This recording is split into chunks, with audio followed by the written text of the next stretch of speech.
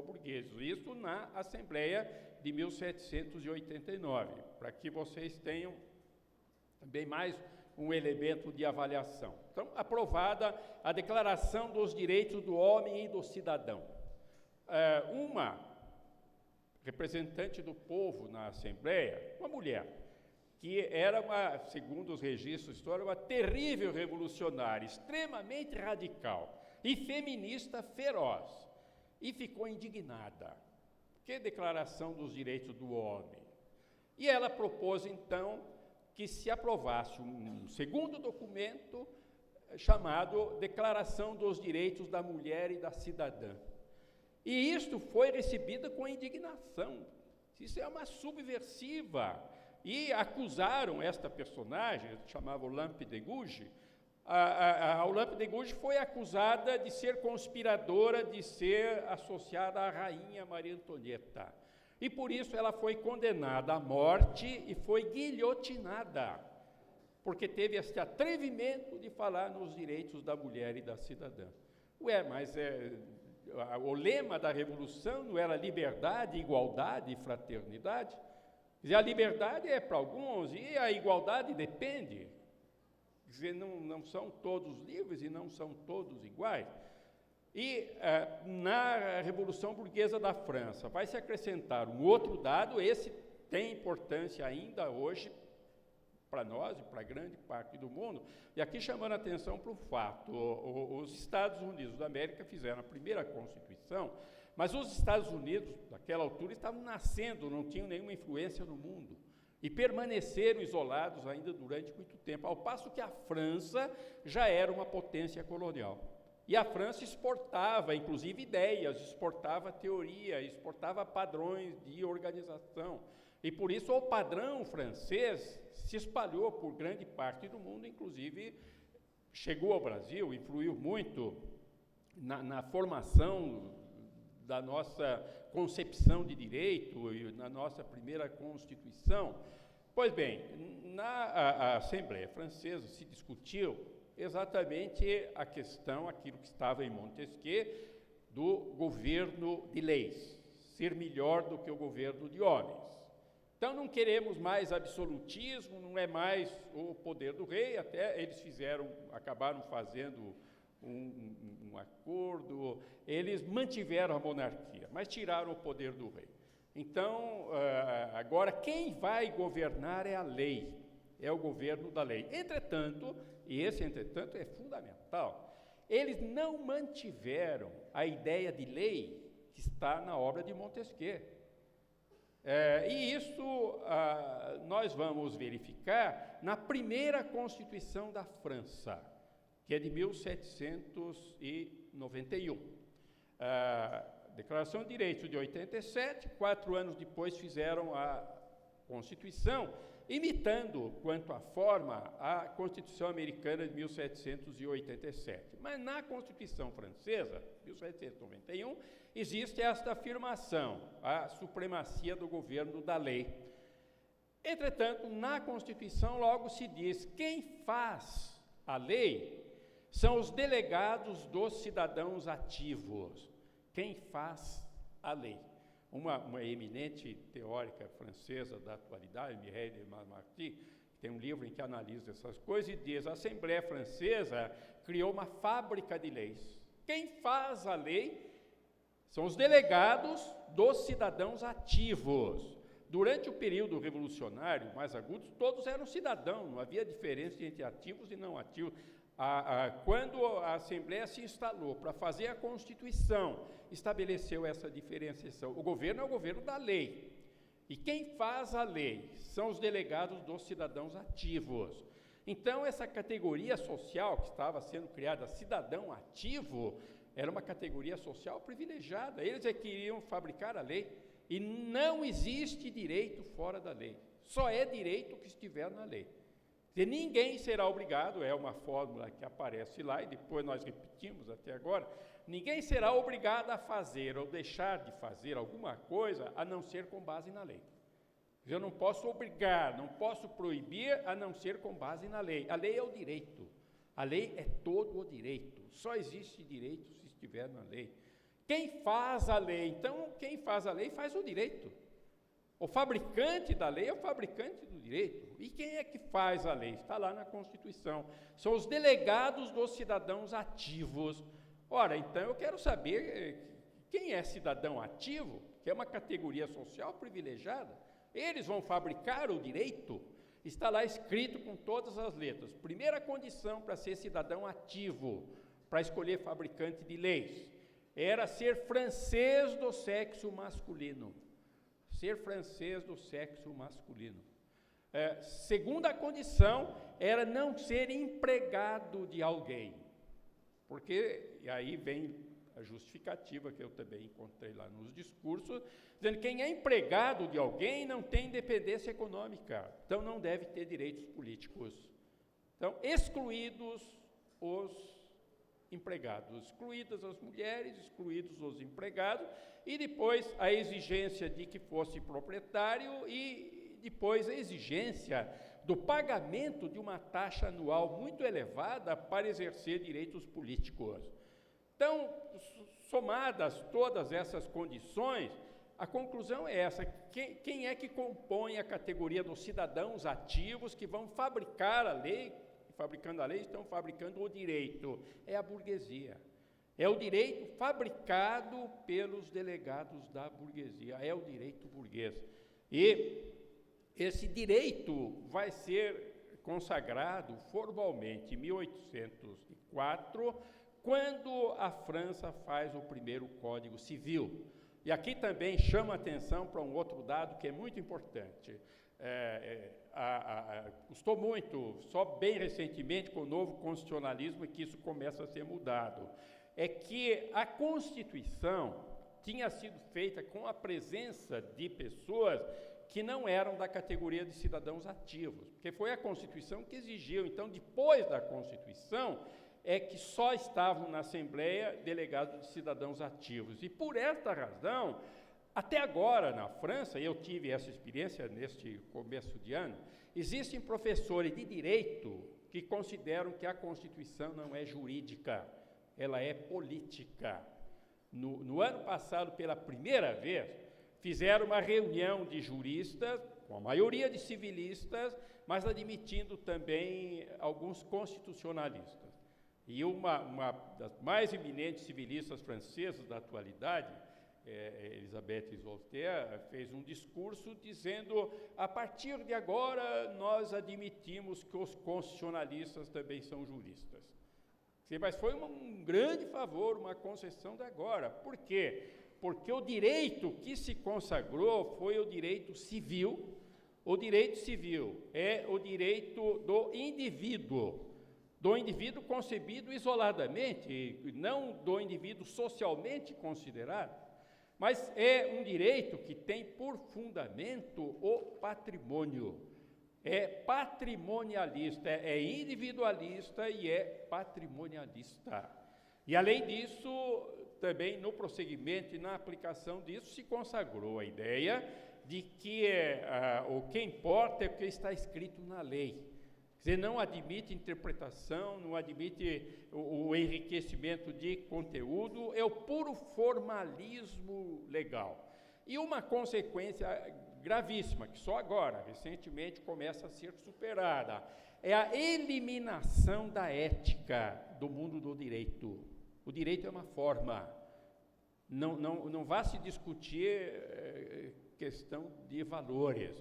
Eu tive essa experiência há muitos anos, na Universidade Católica de São Paulo, na PUC, discutindo com um colega que é feroz adepto desta linha francesa, dessas concepções, que é a concepção que ainda é predominante no Brasil.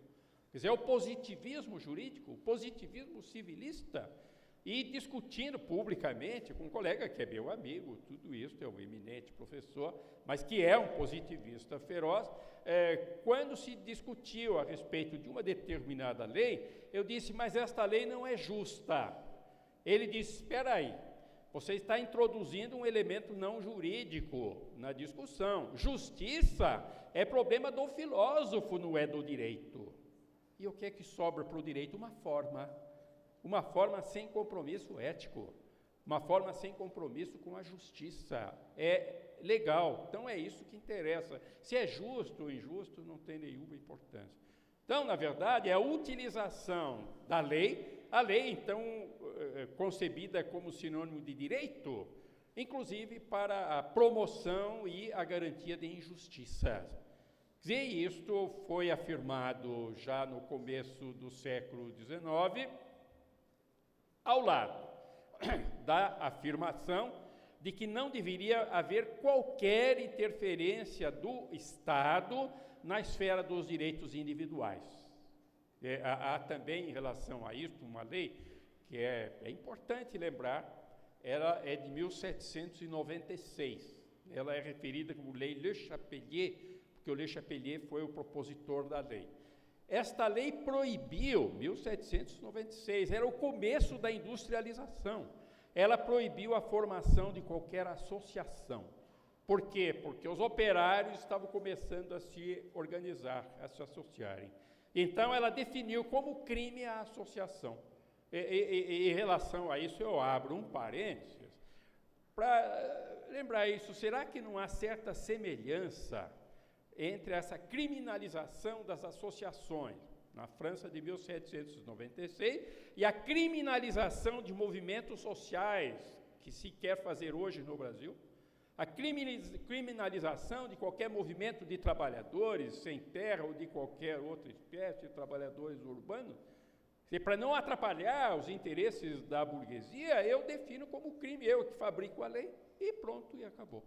Então, este padrão, na verdade, foi produto de uma acumulação das revoluções burguesas, se afirmou já definitivamente no começo do século XIX e atravessou todo o século XIX, chegou no século XX. Então, já caminhando para as conclusões, eu diria isto: este tipo de organização, a concepção da Constituição como um documento político, não um documento jurídico, tudo isto fez com que, com o desenvolvimento do industrialismo, o aumento do operariado, crescessem as revoltas entre os operários, entre outras coisas, porque eles ganhavam pessimamente, jornada de trabalho de 16, 17 horas, morando nas piores condições que se pode imaginar, sem que os seus filhos tivessem possibilidade de educação, sem nenhum cuidado de saúde.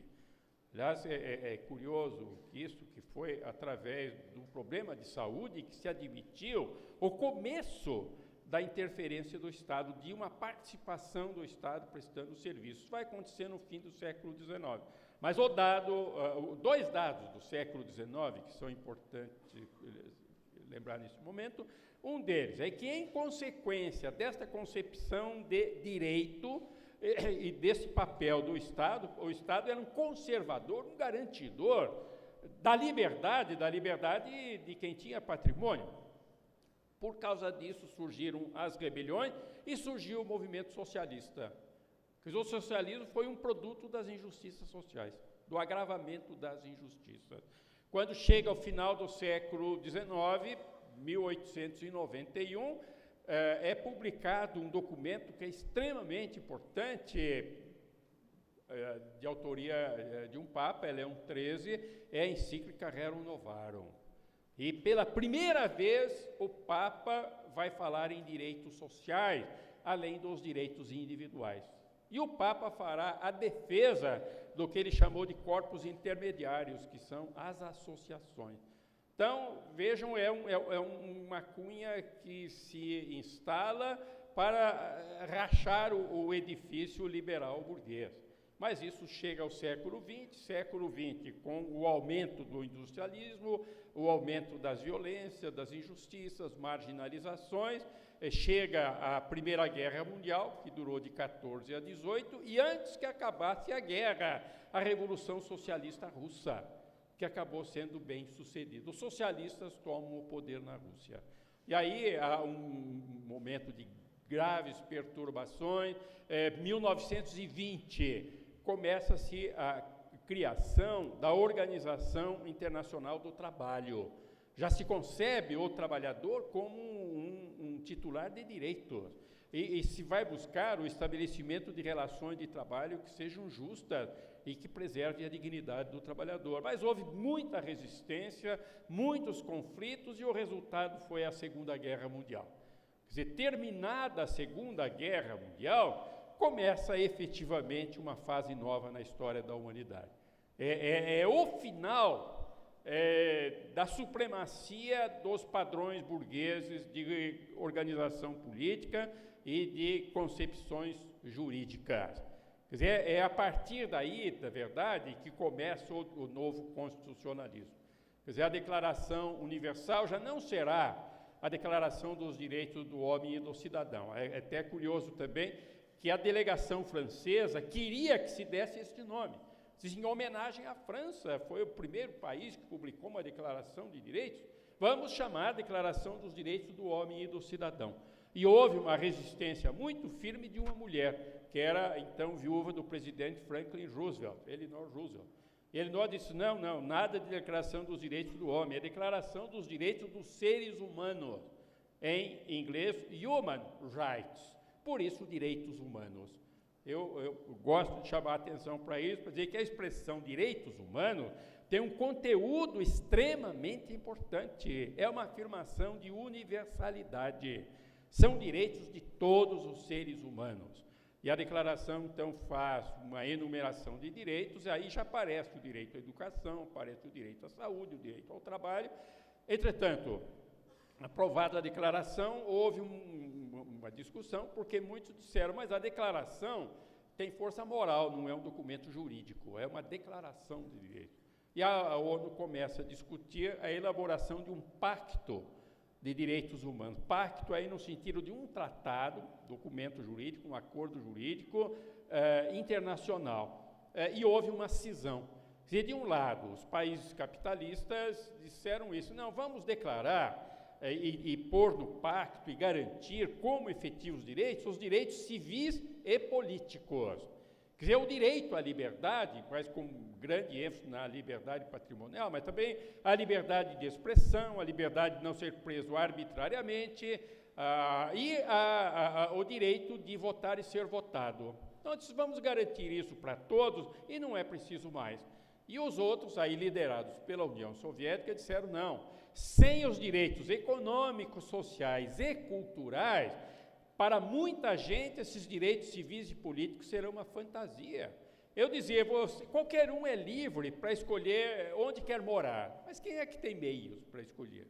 Qualquer um é livre para escolher a escola dos seus filhos, qualquer um é livre para escolher o alimento que vai comer, mas esta liberdade sem a possibilidade de ser livre é uma hipocrisia, é uma farsa. E daí insistiram nos direitos econômicos, sociais e culturais, como sendo do mesmo nível, tendo a mesma eficácia, como complementos necessários. Um não é mais importante, eles são interdependentes, se complementam.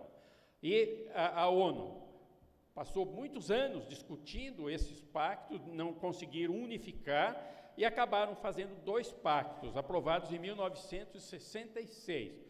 Pacto dos direitos civis e políticos e outro pacto dos direitos econômicos, sociais e culturais. O Brasil relutou muito, nós estávamos com ditadura militar, uma aliança militar empresarial que não queria que o Brasil assumisse esses compromissos, mas afinal, vejam, os pactos são de 66, e era preciso que o Congresso Nacional Brasileiro confirmasse a adesão brasileira, e isso só foi conseguido em 92. Mas isso tem uma importância excepcional, chamo a atenção de vocês para este ponto. É um tratado que teve a adesão do Brasil. O Brasil assumiu a obrigação de aplicar aquilo que está no tratado. E o Pacto dos Direitos Econômicos e Sociais ressalta muito que é a obrigação dos Estados tomar todas as iniciativas, legislar, destinar recursos, ter políticas públicas para a efetivação dos direitos econômicos, sociais e culturais. Não é só dizer eu estou de acordo, não, você tem que tomar iniciativas, tem que destinar recursos, tem que ter políticas públicas. São obrigações jurídicas assumidas pelo Estado brasileiro. O que quer dizer? Que se o governo brasileiro não obedecer aquilo que está lá, não respeitar esse compromisso, é possível entrar com uma ação judicial contra o governo, exigindo que ele respeite o que está no compromisso. É um dado novo, que é extremamente importante, que os profissionais do direito não tinham antes e que vocês já terão. Mas também isso se coloca para quem já é juiz, para quem já é promotor, que são direitos a que o Brasil se obrigou. Então, é possível exigir como se exige qualquer lei. E, sob influência disso tudo, é que nós acabamos fazendo a Constituição de 88. Implantada a ditadura militar em 64, começa todo o movimento de resistência, houve muitas prisões arbitrárias, pessoas desapareceram, quem era a ditadura sofria toda espécie de violências, mas, apesar disto, houve uma caminhada, o povo brasileiro foi se organizando. E há um dado que eu queria, então, ressaltar, que aqui nessa cidade tem especial importância, é que, a certa altura, nós, povo brasileiro, começamos a falar na Constituinte. Nós queríamos que se fizesse uma Constituição nova, mas uma Constituição que abrangesse os direitos civis e políticos, direitos econômicos, sociais e culturais, e que contivesse instrumentos necessários para reclamar esses direitos, para a efetiva garantia desses direitos. E, naquele momento, eu andei circulando muito pelo Brasil, eu escrevi um livrinho de 83, que se chama Constituição e Constituinte. Era uma explicação, o que é uma Constituinte, como fazer, como o povo deve participar. E eu recebia convite de muitos lugares para ir falar, e eu vim a Montes Claros. E aqui eu tive uma surpresa muito boa, que me impressionou muito. Um grupo de mulheres me procurou com um papel dizendo: nós fizemos uma reunião, nós temos essas reivindicações, então eu queria que o senhor levasse isso para os constituintes. Eu saí daqui glorioso, já vencemos. As mulheres de Montes Claros já tomaram consciência de que isto é importante, é fundamental, é este o caminho, isso é um ótimo sinal, é um termômetro de que o Brasil amadureceu.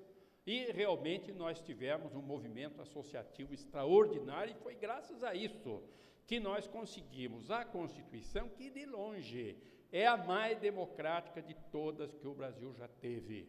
É a mais democrática pela intensa participação do povo na Constituinte, pressionando, propondo, cobrando, exigindo, mas é a mais democrática pelo conteúdo. É a primeira Constituição brasileira que começa afirmando princípios, e um dos princípios é a dignidade da pessoa humana. E isto, no contexto do novo constitucionalismo, e eu quero fazer também uma referência que é justa, a Constituição de 88 sofreu muita influência de duas constituições europeias, a Constituição da Espanha e a Constituição de Portugal, que já davam ênfase muito grande aos direitos sociais. Então, nós colocamos esses direitos, se vocês pegarem a Constituição, vão ver no artigo 5º uma longa enumeração dos direitos civis e políticos. Direitos políticos, mais especificamente, no artigo 14. Mas depois, o artigo 6º enumera direitos sociais. E depois nós temos capítulos inteiros sobre os direitos sociais, o direito ao trabalho, e ao trabalho em condições justas e dignas, o direito à educação, o direito à saúde. E no caso da saúde, então eu fico bem à vontade, porque eu tenho acompanhado aí, graças à atividade da professora Sueli, tenho acompanhado bem de perto a extraordinária evolução. Aliás, vou fazer justiça, realmente ela criou no Brasil a disciplina de direito sanitário, que hoje é adotada em muitas universidades e faculdades. E isso tem contribuído muito para que as pessoas acreditem que têm direito à saúde. E para que muita gente, acreditando nisso, vá ao judiciário exigir o respeito a este direito, assim como o direito à educação. E a Constituição, além de colocar tudo isso no seu texto, ainda contém algumas coisas mais que, para finalizar, eu quero mencionar. Primeiro, no parágrafo 1º do artigo 5º, Está escrito lá que todas as normas da Constituição referentes a direitos fundamentais são imediatamente aplicáveis. Quer dizer, porque nós tivemos essa experiência em 46. Lá estava escrito, os trabalhadores têm direito de participação nos lucros das empresas. Mas depois disseram, não, isso depende de uma lei regulamentadora. E como os empresários controlavam o parlamento, essa lei nunca foi feita. A Constituição nasceu, viveu e morreu, e aquilo ficou uma promessa. Já não acontece isso hoje, porque a Constituição diz que todas as normas sobre direitos fundamentais são imediatamente aplicáveis. Eu não preciso esperar que se faça uma lei. Se alguém está nessa condição, tem o direito é negado, pode entrar no judiciário diretamente. E o juiz deve complementar a norma constitucional para aplicação naquele caso concreto. Então, nós temos aí uma situação nova, concepções novas, nós temos um instrumental novo para a efetivação dos direitos fundamentais da pessoa humana. E aí volto à questão essencial, é que esta afirmação de direitos tem caráter universal. São direitos de todos os seres humanos, sem que admita qualquer hipótese de discriminação. E, a par disso, a própria Constituição criou os instrumentos de ação que permitem a advogados, promotores, juízes, a qualquer profissional da área jurídica, trabalhar para que os direitos que estão na Constituição sejam efetivados, sejam verdadeiros direitos, e não encenações, farsas ou meras promessas de direitos. Então, como vem, com isso eu concluo, a humanidade caminhou muito, nós já estamos muito além dos padrões fixados pela burguesia, padrões que eram restritivos, que, na verdade, em muitas e muitas situações, tratavam o direito como se fosse privilégio e não como verdadeiro direito. E agora nós temos, então, esta universalização. E, para concluir, eu acho que agora, mais do que nunca, nós todos estamos com os elementos necessários para desenvolver a nossa luta. Nós que acreditamos no direito como instrumento de justiça, desenvolver a nossa luta para a efetivação dos direitos e a consequente conquista da justiça. Muito obrigado.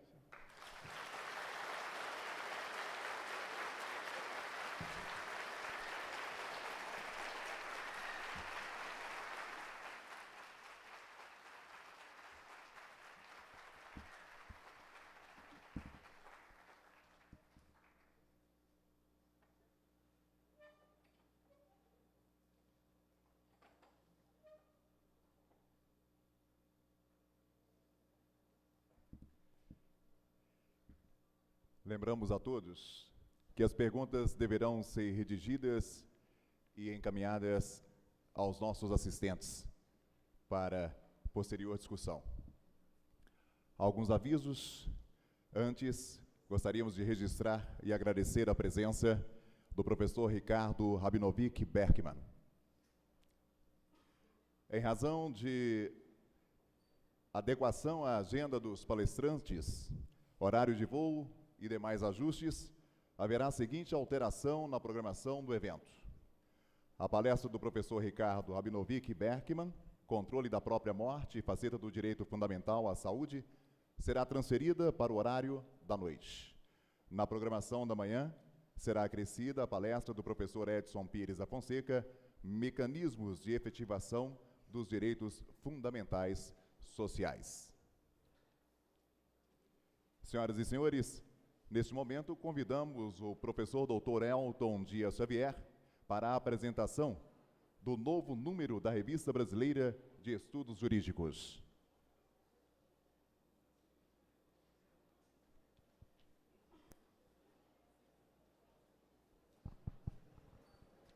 Bem, primeiramente eu gostaria de parabenizar o professor Dalmo de Abreu Dallara pela conferência proferida, magnífica. Gostaria também de cumprimentar o professor Ricardo Rabinovic Berkman, que estará conosco a partir de hoje e fará sua palestra amanhã.